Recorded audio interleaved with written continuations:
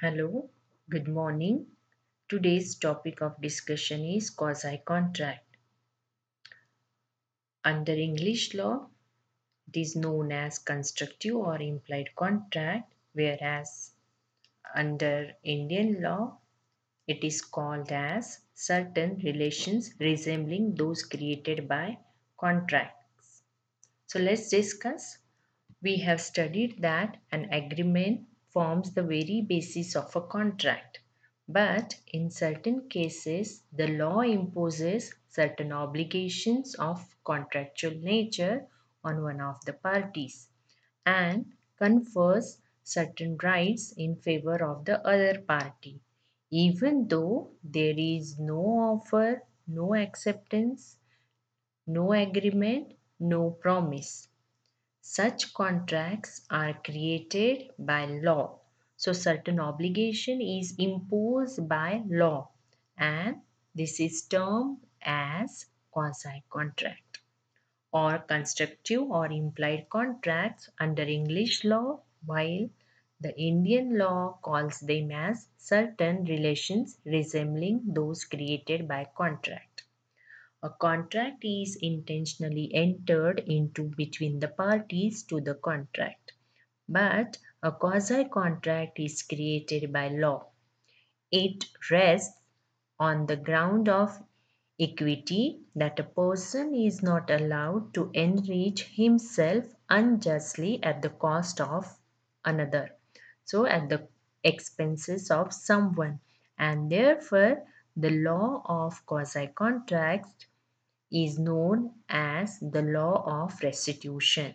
So, this is based on the principle of equity or equality. The term quasi contract is derived from the Roman law. Quasi means as if or similar to, or seems like or look like. When one person obtains a benefit at the expense of another, and the circumstances are such that he ought equitably to pay for it, the law will compel the payment, even though there is no agreement between them. In such case, the law will impose obligation on the person who has enrich himself or who has obtained the benefit at the cost of another. So the law will compel payment even though there is no contract between the parties by which payment is promised. Such relationships are termed as quasi contracts because although there is no contract or agreement between the parties, they are to be in the same position as if there were a contract between them. They are not contracts. Strictly speaking, quasi contracts are not contract at all, as the obligations do not arise from the consensus of the parties, because in case of quasi contract there is no agreement, that is there is no offer or acceptance, is there is no consent. In fact, essentials for the formation of a valid contract are lacking or missing. But since the reasons so resemble, those are similar to those of a contract, they are called quasi contracts. The Indian Contract Act has used the term certain relations resembling to those of contracts for the term quasi contracts. Section 68 to 72 of the Act describe the cases which are deemed quasi contracts under the Indian law. So let's discuss the kinds of quasi contracts or types of quasi contracts. Number one, supply of necessaries under Section 68, payment by an interested person, Section 69. Number three, obligation to pay for non-gratuitous act, Section 70, responsibility of finder of goods, Section 71, and payment of money by mistake or coercion, Section 72. So let's discuss one by one. First one is supply of necessaries. Section 68. When necessaries of life are supplied to person who is incompetent or incapable to contract, such as minors, lunatics or idiots, etc., or to some other person who is legally bound to support, the supplier of necessaries is entitled to recover the price of the goods or necessaries supplied from the property of such incompetent person, that is from property of a minor or from lunatic.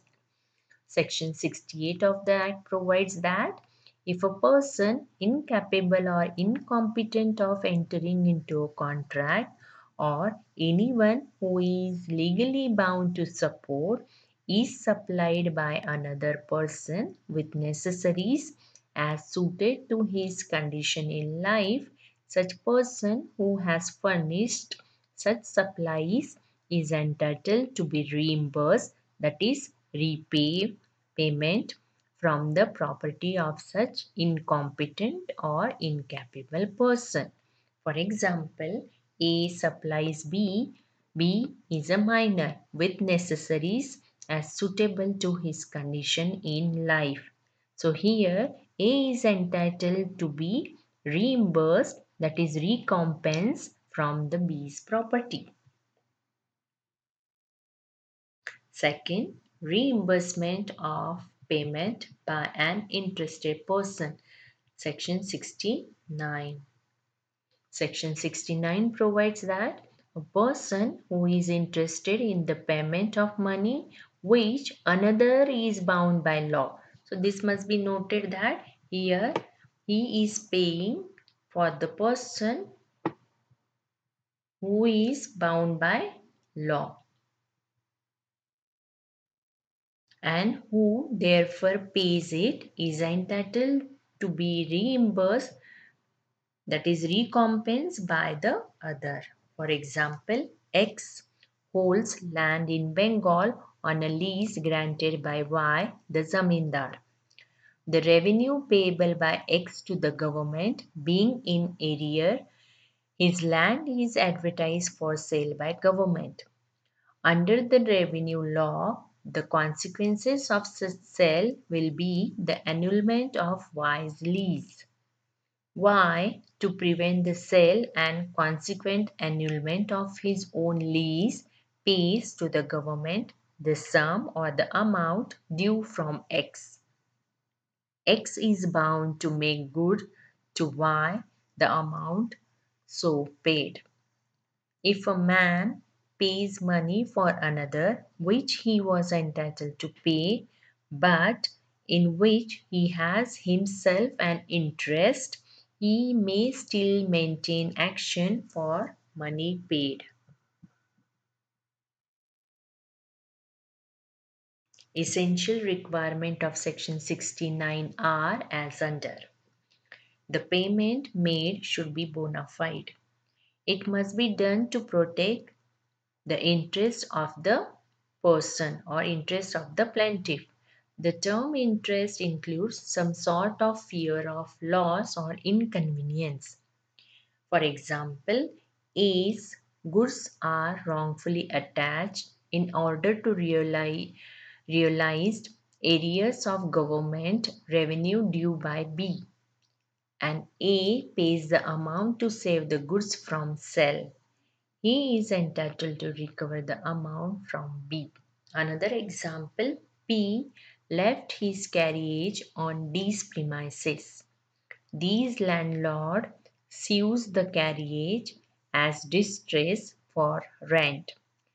P paid the rent to obtain the release of his carriage.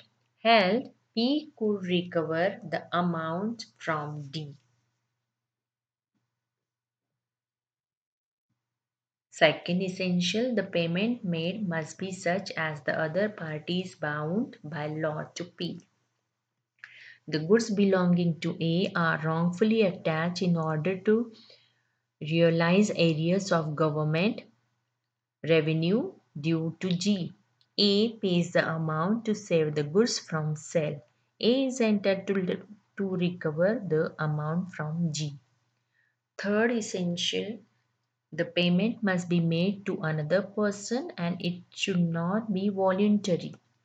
It is necessary that the person himself should not be bound to pay. He should only be interested in making the payment in order to protect his own interest. Where a person is jointly responsible with others to pay, a payment by him of the other's share would not give him a right of recovery under this section.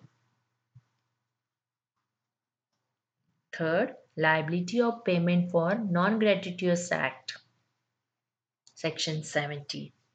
Section 70 provides that where a person lawfully does anything for another person or delivers anything to him, not intending to do gratuitously, that is free of charge, and such other person enjoys the benefit thereof, the latter is bound to make compensation to the former in respect of or to restore the thing so done or delivered. For example, A. Tradesman leaves goods at B's house by mistake. B treats the goods as his own. He is bound to pay A for them because this act is non gratuitous. A saves B's property from fire. A is not entitled to compensation from B if the circumstances show that he intended to act gratuitously. Three conditions which are required to satisfy before any right of action at the suit of a person who does anything for another. Number one, a person doing something for another person or delivering something to him should not have any intention to do it gratuitously. Second, the person who enjoys the benefit is bound to make compensation. And third, the person must get direct benefit. Number fourth type, responsibility of a finder of goods. Section 71. According to Section 71, a person who finds goods belonging to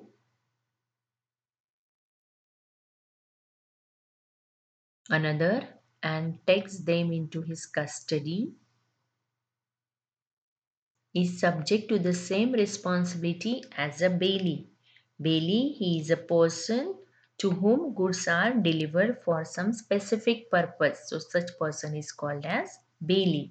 For example, for repairing or for some purpose we are delivering goods to some other person. So he will be called as bailee.